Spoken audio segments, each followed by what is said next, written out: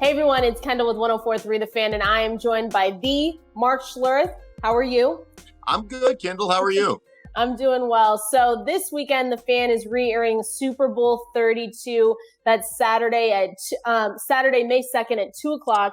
So I wanted to run through with you that Super Bowl and what you remember. So going into this game, the Broncos had been to 4 previous Super Bowls, and each time they just kind of got blown out worse and worse. So what was your team's mindset going into this Super Bowl?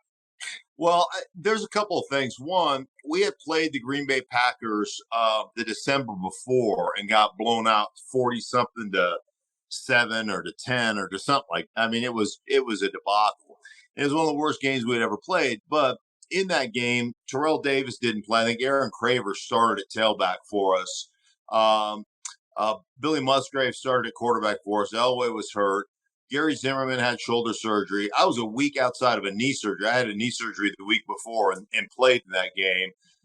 We had guys, because we had locked up home field advantage. We were the number 1 seed. So we didn't play a large portion of our starters. And Green Bay just absolutely opened a can on us. And there was a real sense that because of that game, that the Packers were that much better than us. And everybody was talking about the fact that their D line was bigger and the biggest D line in football, and we had the smallest O line in football, and that we didn't run it very well against them in that December game the year before. And we're thinking to ourselves, I mean, we run it against everybody, and that wasn't our football team. So there was a bit of a disrespect, that feeling of disrespect that was part of it. The other part was, you guys don't even know who we are. You didn't see us. You saw kind of a shell of what we really are. So there was an excitement to take on the Packers and to kind of show the world that we were a hell of a lot better than people thought we were. I watched highlights before doing this interview, and the word that kept coming up in the broadcast was the tenacity. Can you describe the tenacity, especially with John Elway, with your offensive line, with TD there? Like, what you guys were set out to prove something. Yeah, there's no question. I mean, one, we all had a good sense of the history. Like, a lot of us had come from different places. Romo had come from San Francisco. I had come from Washington. So we had a mix of guys. Gary Zimmerman played in Minnesota. Brian Habib played in Minnesota. There was a mix of guys from other teams, but we had a great sense. Like, we didn't grow up playing Madden football. We grew up watching the NFL.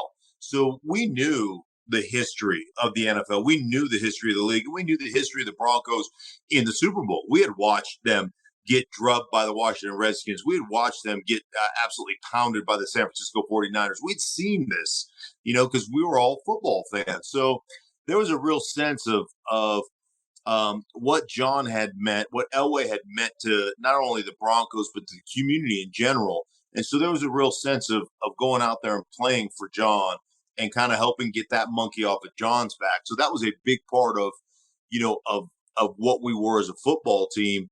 And then, as I mentioned, the disrespect aspect, the introducing us to America aspect was an important part of what we wanted to accomplish. And then just the way we believed in not only each other, but the way we believed in our coaching staff. And one thing about playing for Mike Shanahan at that time and Gary Kubiak and all the guys that were on that offensive staff for us was every time they said something would happen, it was probably 95% accurate. Like, they say, hey, we're going to get into this formation and they're going to line up this way on the defensive side of the ball and they're going to play this coverage, and it'd be like, hey, we're going to line up in this formation. We're going to line up in slot. And how they're going to react to slot, like they're going to get corners over or whatever it was they were going to do.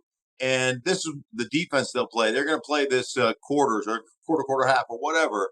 And I'm telling you, it was about 95%. It always worked out. It was like, oh, yeah, that's exactly what they did.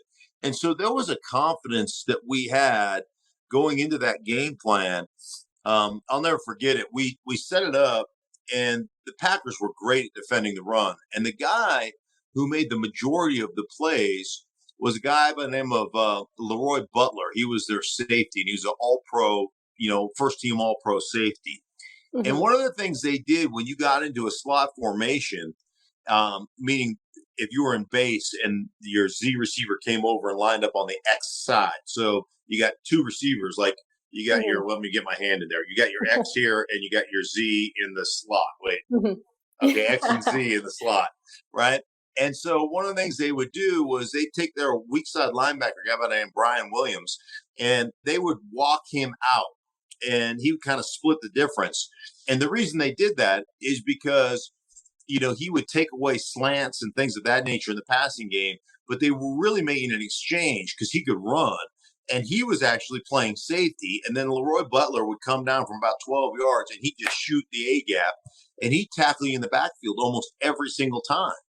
And so we're watching all this film, and Mike said, let me tell you what they're doing, and let me tell you why we're going to gut them. And we're going to run 18 handoffs strong, and they're going to walk out of a slot formation, and they're going to walk out Brian Williams, and here's Leroy Butler. And you guys who are scooping to the weak side linebacker, don't stay on that scoop, exchange it with a safety. And so it would be me and Gary Zimmerman, and Stink, you just bypass that will linebacker, and you take Leroy Butler instead. And so we started doing that, and we're ripping off 8-yard gains, 9-yard gains, 15-yard gains. I mean, TD ended up, he missed a quarter and had 157 yards rushing. So we are just absolutely eviscerating this football team. And it was interesting because, that's what they said was going to happen before the game. Mhm. That's the formation we lined up in. And exactly the way Mike Shanahan explained it to us is exactly how it unfolded. And then we're ripping them, in the run game.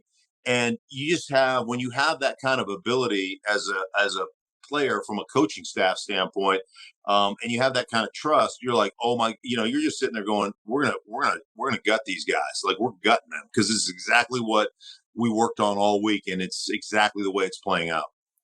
And it was drama filled too. I mean, you guys were tied up with 3 minutes left in the fourth quarter. They wouldn't back down from you guys. That was kind of the main point that I saw, is that no matter how much you guys were hitting them, they would come back. Was there ever a moment in that game where a play happened or something happened in the huddle where you guys kind of knew you had it locked in? Well, no, I mean, we always felt really confident. Obviously, the helicopter play on 3rd down and 6 that John ran, Mm-hmm. there's a feeling there in a 17-17 ball game. You drive down the field and you convert a 3rd down and 6 with your quarterback just giving it up. Yeah. Like there's a sense that there's no way we're going to lose this game. There's that aspect of it. Then, to piggyback on the disrespect theme.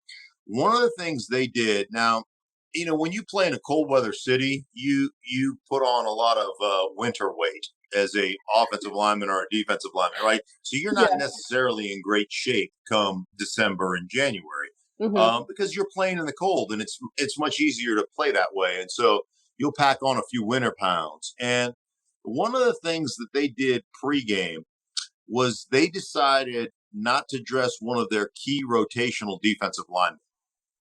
And when we got the list of the inactives, we're sitting in the locker room, and they decided not to dress one of those guys. I mean, remember, kickoff time, it's San Diego, California. Mm-hmm. Kickoff time, it's probably 78 degrees. It's warm, and we're all out of shape at that point. And you're like, you guys have such a lack of respect for us as a football team that you're willing to not dress one of your key rotational defensive linemen because you don't think you're going to need him. And Wow. and you don't think we're going to run the ball on you. And so that, for me and the rest of us in that locker room, was a real sign of they just don't respect our game. They don't respect us as players. They don't respect our old line, which was the best in the business at the time. There's no question. So that theme of disrespect, and that's something you play on as a player all the time. But it really permeated our locker room, and especially permeated our group up front. And there was a lot of memorable moments, obviously, in this game with the helicopter run. Pat Bowlen saying this one's for John, the organization's first Super Mhm. Bowl. What did this Super Bowl, though, mean to the city of Denver then and all the way up until right now?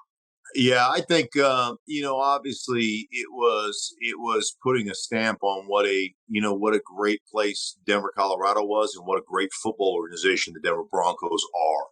And although they had those games in the past that didn't go well, they had gotten there several times. And this validated, Pat Bowlen's ownership. It validated John Elway's career. It validated what the Broncos were all about, and really put Mike Shanahan as one of the great coaches that this league has ever seen on the map as well. It really validated him as a Hall of Fame candidate, and probably not probably, but he should be a Hall of Famer. So those are the things that I think it did, and I think you're seeing that. You're seeing that right now with the way they're voting in Broncos as Hall of Famers, from Steve Atwater to Terrell Davis to Shannon Sharp to John Elway to Gary Zimmerman to Pat Bowlen. You see all of a sudden the recognition of what they were able to accomplish since Pat Bowlen bought this football team, where there were very few Broncos in the Hall of Fame, and now you see every year another guy from the Broncos organization going in. So I think for us, it was just validation of what great ownership we had and what a great football team and a great football city we are. Great. Well, thank you so much, Mark, again for joining us. And reminder, everyone, 104.3 The Fan is airing this game on this Saturday, May 2nd at 2 p.m. So don't miss out. Thanks, Kendall. Take care.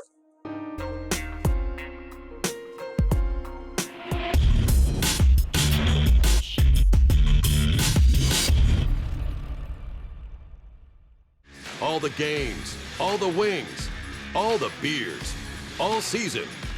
No worries. Hooters.